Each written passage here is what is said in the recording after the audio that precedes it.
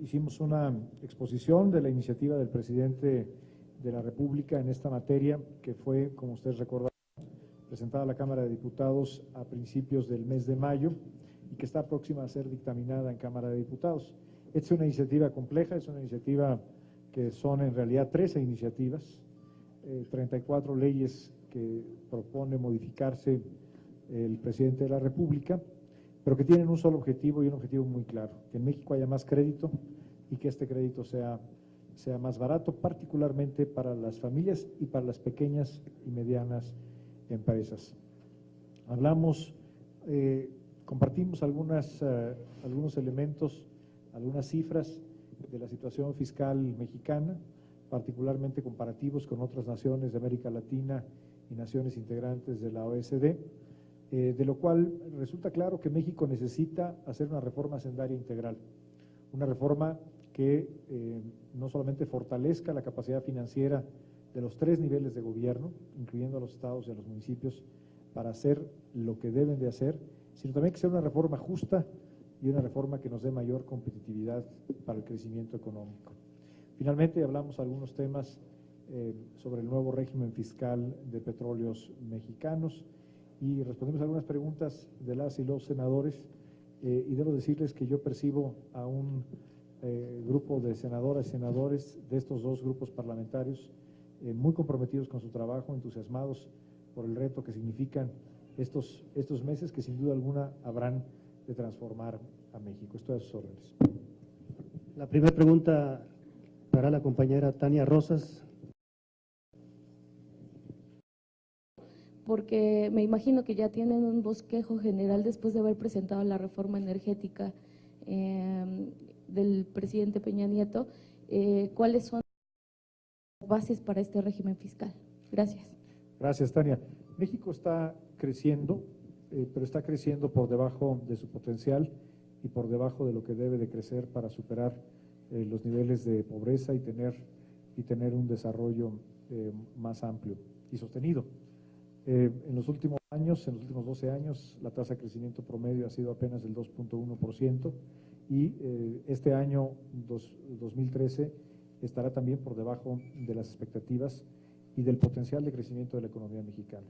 Es cierto que sin duda alguna el contexto externo ha afectado el desarrollo de la economía mexicana, particularmente de los Estados Unidos, siendo nosotros la economía más integrada a los Estados Unidos, y por eso hemos reducido nuestra perspectiva de crecimiento, que de origen ya esperábamos crecer menos que el año pasado, pero conforme han ido materializándose las cifras, hemos realizado los ajustes que ya son conocidos.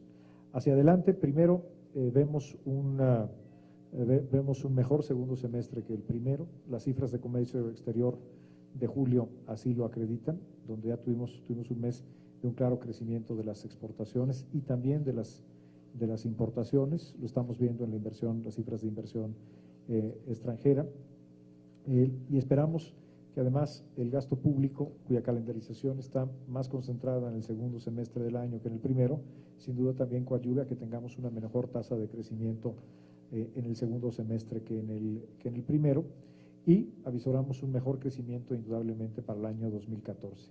Pero esto no es el objetivo. Estamos hablando de los factores cíclicos que pueden influenciar el crecimiento de un trimestre a otro, de un año a otro. Las reformas que propone el presidente de la República, que están inscritas en el Pacto por México, lo que buscan es influenciar nuestra capacidad de crecer en las próximas décadas, no solamente en los próximos años. Y de ahí el que este crecimiento económico que está siendo por debajo de lo que debería de ser, es un recordatorio de la importancia de hacer pronto estas reformas profundas que requiere nuestro país. Con respecto al régimen fiscal de petróleos mexicanos, sin duda será parte importante de la reforma energética. Pemex necesita un nuevo régimen fiscal y será presentado junto con el resto de la reforma hacendaria, puesto que a final de cuentas es un tema tributario. Se presentará a la Cámara de Diputados junto con el resto de la reforma hacendaria en los primeros días del mes de septiembre, al presentarse también el proyecto de presupuesto de egresos de la Federación y la ley de ingresos. ¿Qué les puedo adelantar? De lo que se trata es que el Estado mexicano trate a Pemex como una empresa con visión de largo plazo y no con una visión es estrictamente recaudadora de muy corto plazo. Esto implica transformar la relación fiscal entre la empresa pública y el gobierno federal. Y hacia allá va el nuevo régimen fiscal. Los detalles, por supuesto, los daremos a conocer una vez que se presente la iniciativa, pero estamos convencidos que México necesita una reforma energética y para ello una parte importante es que Pemex necesita un nuevo régimen fiscal. Naja Catán, de Bloomberg. Un presupuesto con déficit para 2014. Gracias, Dan.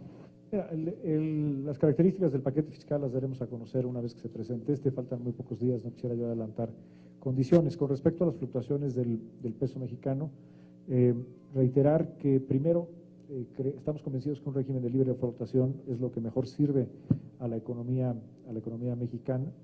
En este momento de volatilidad internacional ocasionada en los mercados emergentes por la esperada retirada del estímulo extraordinario en la política monetaria de los Estados Unidos, el régimen de tipo de cambio libre absorbe muchos de los choques financieros que de otra manera se trasladarían a la economía real. Estamos viendo una transmisión de las fluctuaciones del tipo de cambio hacia el nivel general de precios relativamente baja, como lo reconoce ampliamente el Banco de México. Y también hemos visto en este año una gran volatilidad en el tipo de cambio que no se ha transmitido a nivel general de precios. Hay que recordar que hace apenas unos meses el tipo de cambio llegó a estar por debajo de los 12 pesos, hoy estamos arriba de los 12 pesos. El fenómeno del día de hoy obedece a lo que está ocurriendo en los mercados internacionales. El real brasileño tuvo un comportamiento muy parecido al del peso, con la diferencia que el Banco de México no ha intervenido en el mercado cambiario y la posición de la Comisión de Cambios que integramos el Banco de México y la Secretaría de Hacienda sigue siendo la misma. En tanto existan condiciones de suficiente liquidez en el mercado cambiario, mantendremos nuestra política y hoy en día observamos condiciones adecuadas de liquidez en el mercado cambiario. La última pregunta, la tercera, Andrea Becerril, de La Jornada. Si el gobierno federal está dispuesto a que se apruebe la reforma energética, aún en un escenario de mucha conflictividad, como el que se ha visto ahora planteando, y si eso implicaría recorte de algunos programas o qué tienen en mente. Pues yo creo que el presidente de la República presenta la reforma energética, lo hizo el 12 de agosto con la convicción de que México tiene la madurez suficiente, la madurez política y democrática para discutir con toda seriedad este tema. Existen ya 3 propuestas de reforma energética en la mesa, todas ellas turnadas al Senado de la República. Está la propuesta del Partido Acción Nacional, está la propuesta del PRD y está la propuesta del presidente de la República, que tiene el respaldo manifiesto ya del PRI y del Partido Verde. Ahora le toca al Senado de la República conducir una discusión de altura, basada en datos, basada en información certera, y yo creo que eso es lo que está haciendo y es lo que hará el Senado de la República. A final de cuentas, como nación, estoy convencido que nos debemos de atrever a hacer los cambios profundos, pero siempre con apego a los espacios de la democracia. Y en este momento el espacio de la democracia es el Congreso de la Unión, es el Senado de la República, y yo confío enormemente que los senadores y senadoras de todos los partidos habrán de conducir una discusión a la altura de lo que México necesita. La otra pregunta era…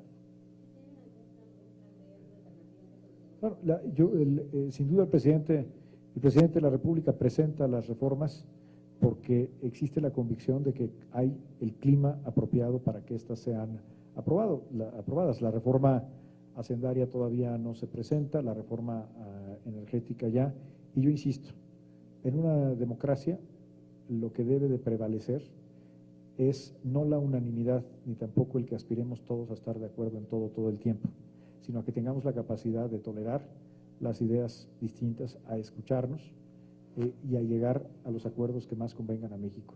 Y eso es lo que creo, eso es el espacio que nos da hoy para la reforma energética el Senado de la República. La reforma hacendaria irá a la Cámara de Diputados y yo confío que existen en México las condiciones prevalecientes para que tengamos una discusión a la altura de lo que México requiere. Muchas gracias, señor secretario. Muchas gracias. Gracias, Buenas senador tardes. Yunes. Gracias, compañeros.